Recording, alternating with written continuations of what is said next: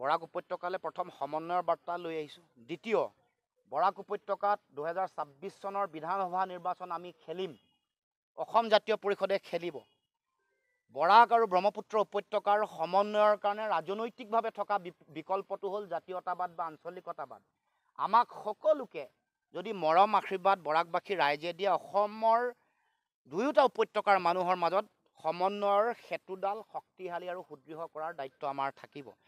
বৰাক উপত্যকালৈ প্ৰথম সমন্বয়ৰ বাৰ্তা লৈ আহিছোঁ। দ্বিতীয়, বৰাক উপত্যকাত 2026 চনৰ বিধানসভা নিৰ্বাচন আমি খেলিম, অসম জাতীয় পৰিষদে খেলিব। বৰাক আৰু ব্ৰহ্মপুত্ৰ উপত্যকাৰ সমন্বয়ৰ কাৰণে ৰাজনৈতিকভাৱে থকা বিকল্পটো হ'ল জাতীয়তাবাদ বা আঞ্চলিকতাবাদ। আমাক সকলোকে যদি মৰম আশীৰ্বাদ বৰাকবাসী ৰাইজে দিয়ে, অসমৰ দুয়োটা উপত্যকাৰ মানুহৰ মাজত সমন্বয়ৰ সেতুডাল শক্তিশালী আৰু সুদৃঢ় কৰাৰ দায়িত্ব আমাৰ থাকিব।